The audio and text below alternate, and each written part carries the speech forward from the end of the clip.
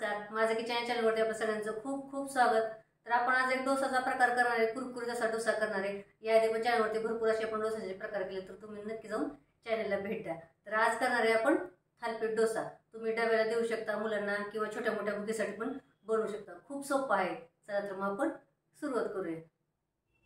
तर आपण इथे 1 वाटी थालीपीठ पीठ घेतले। तुमच्याकडे जर थालीपीठ पीठ नसेल तर तुम्ही 1 वाटी ज्वारीचं पीठ घ्या, अर्धी वाटी गव्हाचं पीठ, अर्धी वाटी बेसन पीठ, अर्धी वाटी तांदळाचं पीठ। हे सगळं आपण आता पीठ 1 वाटी करून घेतलेलं आहे। याच्यात आपण 4 हिरवी मिरची आणि 1 चमचा जिरं बारीक केलेलं आहे। चवीनुसार मीठ, अर्धा चमचा आपण किचन किंग मसाला घेतलेला आहे। थोडीशी हळद घेतलेली आहे। 2 चिमूट आपण हिंग घेतले आणि कोथिंबीर आणि पाणी टाकून आपण याचं बॅटर करूया।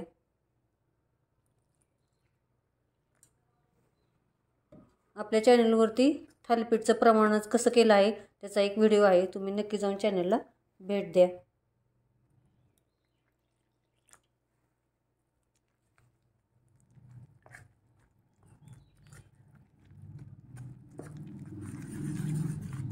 तर आता आपण असं बॅटर केले, तुम्ही बघू शकता।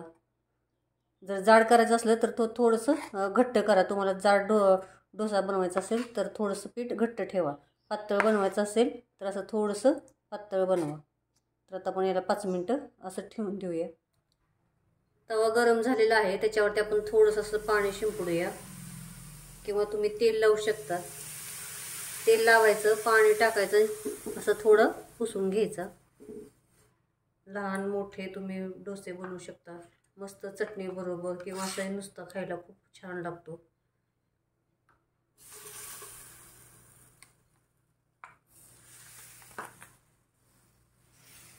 तुम्हाला पाहिजे तसे तुम्ही लहान मोठे करू शकता। तर गॅस आपण मध्यम करूया। डोसा टाकताना गॅस मोठा करायचा आणि नंतर ना गॅस मध्यम करायचा। तर आता आपण एका बाजूने चांगला मस्त भाजून घेऊया।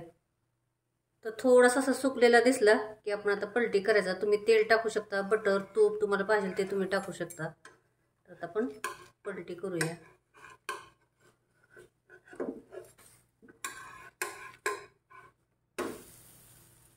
मस्त झाल्या, बघू शकता तुम्ही, जाळी पण सुटलेली आहे। तरी आपण खाण्याचा सोडा टाकलेला नाही याच्यात। तरी आपण भाजून घेऊया।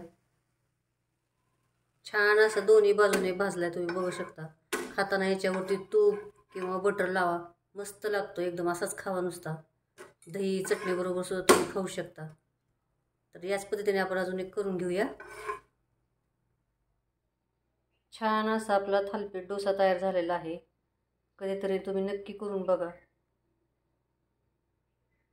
तर चॅनलला सबस्क्राईब करा, लाईक करा, शेअर करा आणि कमेंटमध्ये मला नक्की सांगा कसा झालाय तो। थँक्यू।